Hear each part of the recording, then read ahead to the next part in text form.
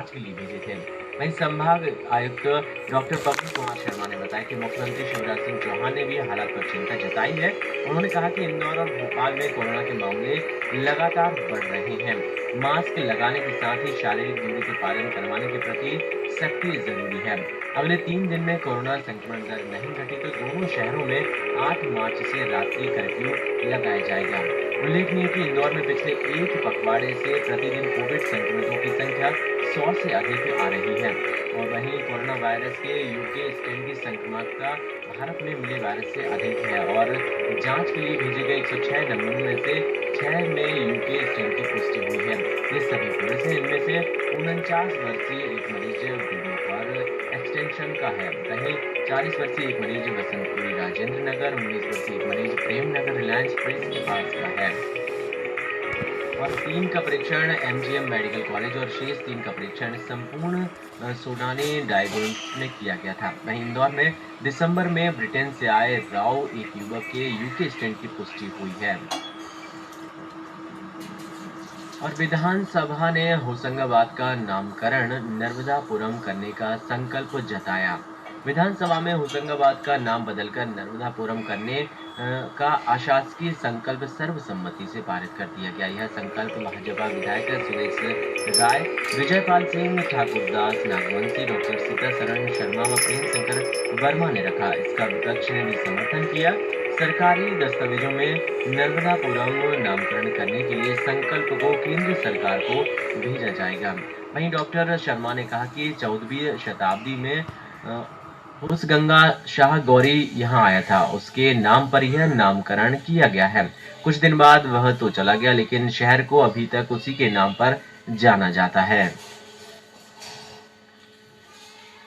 और मध्य प्रदेश में high court में नियुक्त होंगे 3 नए जज। मध्य प्रदेश हाईकोर्ट में 3 नए जज नियुक्त होंगे। सुप्रीम कोर्ट कॉलेजियम ने इंदौर के अधिवक्ता विवेक शरण, ग्वालियर के अधिवक्ता निधि पाटनकर व जबलपुर के अधिवक्ता प्रणय वर्मा को हाईकोर्ट जज बनाए जाने की सिफारिश की है। लिहाजा अब इन तीनों के नामों पर राष्ट्रपति की स्वीकृति की मुहर लगना शेष है। और वहीं प्रदेश के 2 दिवसीय प्रवास पर आज जबलपुर आएंगे राष्ट्रपति। देश के प्रथम नागरिक राष्ट्रपति रामनाथ कोविंद मध्य प्रदेश के 2 दिवसीय प्रवास पर शनिवार सुबह करीब 9:40 पर जबलपुर पहुंचे और उनका पहला जबलपुर दौरा है। यह करीब 24 घंटे शहर में रुकेंगे और राष्ट्रपति मानस भवन में सुबह 11 बजे होने वाले न्यायिक एकेडमी के मुख्य कार्यक्रम का शुभारंभ करेंगे। इसमें देश की 24 न्यायिक अकादमियों के निदेशक और सुप्रीम कोर्ट और सभी हाई कोर्ट के न्यायाधीश हिस्सा लेंगे। शाम 7 बजे नर्मदा तट ग्वारी घाट में नर्मदा महाआरती में शामिल होकर पूजन अर्चन करेंगे। इसके बाद मध्य प्रदेश उच्च न्यायालय परिसर में शाम 7:45 पर होने वाले कार्यक्रम में भी जाएंगे। इन कार्यक्रमों में उच्चतम न्यायालय के प्रधान न्यायाधीश शरद अरविंद बोबड़े, मध्य प्रदेश उच्च न्यायालय के मुख्य अधिवक्ता और न्यायाधीश महोदय रफीक, राज्यपाल आनंदीबेन पटेल और मुख्यमंत्री शिवराज सिंह चौहान भी कार्यक्रम में शामिल रहेंगे। राष्ट्रपति 7 मार्च की सुबह तक जबलपुर में रुकेंगे। वे सुबह करीब 9:30 बजे यहां से दमोह जाएंगे और वहां से जनजाति सम्मेलन में शामिल होंगे। अन्य स्थानीय कार्यक्रमों में हिस्सा लेने के बाद दोपहर में जबलपुर एयरपोर्ट से दिल्ली के लिए प्रस्थान करेंगे। और गलत शिक्षा दी तो रोकेंगे, हम बच्चों को आतंकी नहीं बनने देंगे। मुख्यमंत्री शिवराज सिंह चौहान ने शुक्रवार को कहा कि शिक्षण संस्थाएं अमर्यादित शिक्षा देकर विद्यार्थियों को दिग्भ्रमित न करें, यह नहीं चलेगा। हम बच्चों को आतंकवादी नहीं बनने दे सकते। कोई संस्था गलत शिक्षा देता है तो उसे रोका जाएगा। मुख्यमंत्री ने प्रशासन अकादमी में विद्या भारती उच्च शिक्षा संस्थान की ओर से आयोजित शिक्षक शिक्षा का कायाकल्प राष्ट्रीय संगोष्ठी का शुभारंभ करते हुए यह बात कही है। सीएम ने कहा कि शिक्षा का उद्देश्य ज्ञान, कौशल और नागरिकता के संस्कार के देना होना चाहिए।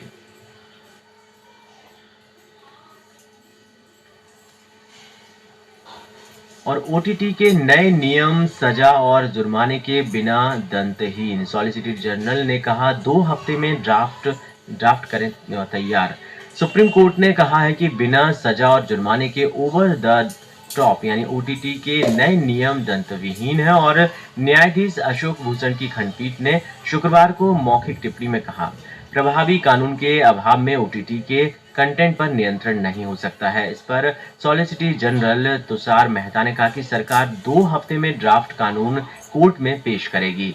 सुप्रीम कोर्ट में शुक्रवार को अमेजन इंडिया की कंटेंट हेड अपर्णा पुरोहित की अग्रिम जमानत अर्जी पर सुनवाई हुई। वहीं प्रकरण में अमेजन की ओर से पेश हुए वरिष्ठ वकील मुकुल रोहतगी ने कहा कि सूचना प्रसारण मंत्रालय के निर्देश पर तांडव से 2 विवादित सीन पहले ही हटाए जा चुके हैं।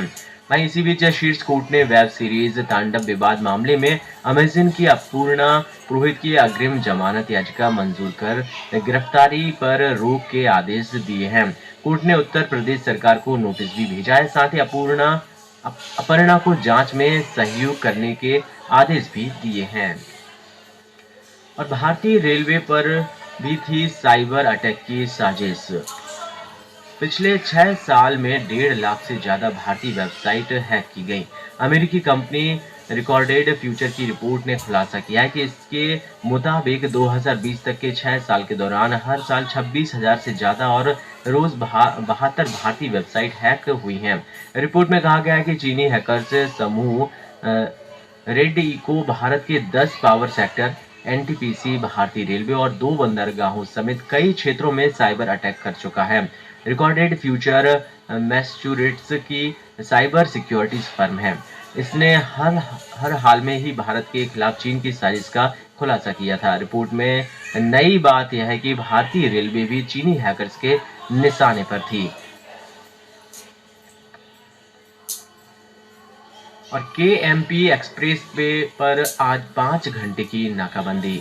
आंदोलन के 100वें दिन शनिवार को किसान संगठन सुबह 11 बजे से शाम 5 बजे तक केएमपी एक्सप्रेस वे पर ट्रैफिक रोककर विरोध जताएंगे।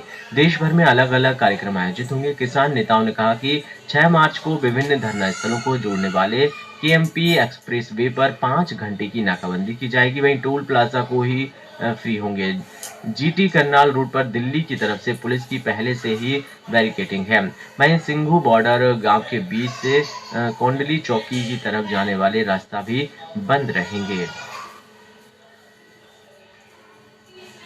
और ऐतिहासिक जश्न के लिए बनी 259 सदस्यों की समिति, इसमें मोदी, सोनिया और आडवाणी भी शामिल। देश की आजादी के 75वें वर्ष 2022 में पूरे होने वाले हैं।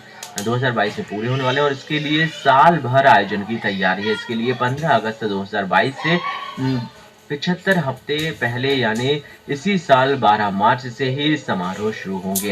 इनकी रूपरेखा के लिए प्रधानमंत्री नरेंद्र मोदी की अध्यक्षता में 259 सदस्यों की समिति बनाई गई है।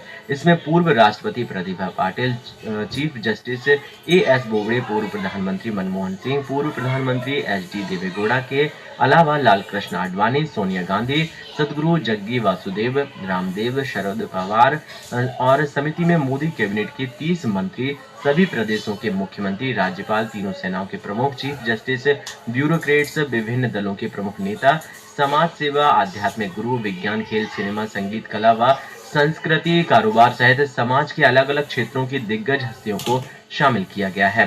वहीं स्वतंत्रता के 75वें साल में देश भर में जो भी समारोह आयोजित होंगे उसकी रूपरेखा तय करने के लिए प्रधानमंत्री की अध्यक्षता में समिति की पहली बैठक 8 मार्च को दिल्ली में होगी।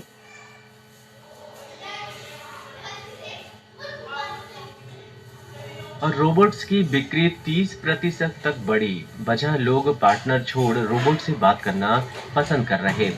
जापान के लोग अपने पार्टनर के बजाय रोबोट्स से बात करना ज्यादा पसंद कर रहे हैं, इसीलिए एंड्रॉयड रोबोट्स की बिक्री 30% तक बढ़ गई है। लोग 60,000 से 1,70,000 रुपए के रोबोट्स खरीद कर घर ले जा रहे हैं और जो पालतू जानवरों की जगह ले रहे हैं, साथ ही लोगों को अपने से भी दूर कर रहे हैं। दरअसल महामारी के दौर में जब दुनिया में लॉकडाउन लगा तो करोड़ों लोग घरों में रहे।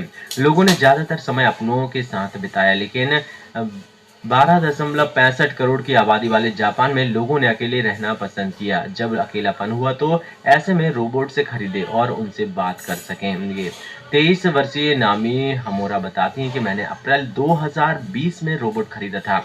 वह मुझसे बातें करता है, जरूरी बातें भी याद दिलाता है, वह किसी प्रेमी से बेहतर नहीं। रोबोट्स की बढ़ती है लोकप्रियता प्रशासन की चिंता का अब जापान में विषय बन गई है। और दिल्ली, पंजाब, चंडीगढ़ सहित पूरे यूपी में बारिश का अलर्ट, फिर बदलेगा मौसम।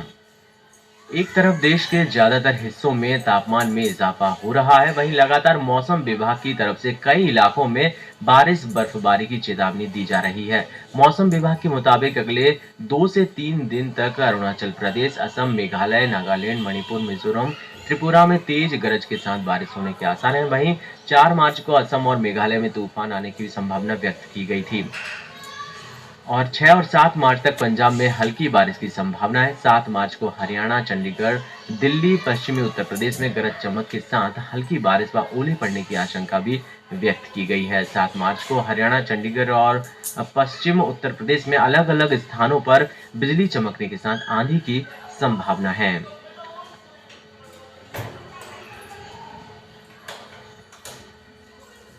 और सीबीएसई ने किया 10वीं व 12वीं के परीक्षा कार्यक्रम में बदलाव। Central board of secondary education ने अपने 10वीं और 12वीं की परीक्षा की तारीखों में बदलाव किया। इसके लिए बाकायदा सीबीएसई ने नोटिस जारी कर अपने वेबसाइट पर सूचना जारी की है। परीक्षाएं 13 मई से 15 मई के बीच परीक्षा नहीं होंगी। सीबीएसई के मुताबिक 10वीं और 12वीं दोनों ही बोर्ड की परीक्षा में बदलाव किया गया है। सीबीएसई की 10वीं और 12वीं की बोर्ड परीक्षाएं 4 मई से 1 जून के बीच आयोजित की जाएंगी। वहीं कक्षा 12वीं की गणित की परीक्षा 31 मई को होगी और जो पहले 1 जून को होनी थी। वहीं फिजिक्स की परीक्षा जो पहले 13 मई को होनी थी, वह अब 8 जून को होगी। इतिहास में भी बदलाव किया गया है, जो अब 10 जून को होगा। वहीं कक्षा 10वीं के गणित की परीक्षा अब 2 जून को होगी। साइंस की परीक्षा 21 मई को होगी। इससे पहले 31 दिसंबर को शिक्षा मंत्री रमेश पोखरियाल निशंक ने बोर्ड परीक्षा की तारीख की घोषणा की थी। और डब्ल्यूटीओ में कोरोना वैक्सीन को पेटेंट से मुक्त कराने में जुटा भारत। भारत इन दिनों दुनिया की किफायती दाम पर कोरोना वैक्सीन मुहैया कराने की मुहिम में जुटा हुआ है। इस काम को अंजाम देने के लिए भारत कोरोना वैक्सीन को पेटेंट नियम से बाहर लाने की जीतोड़ कोशिश कर रहा है।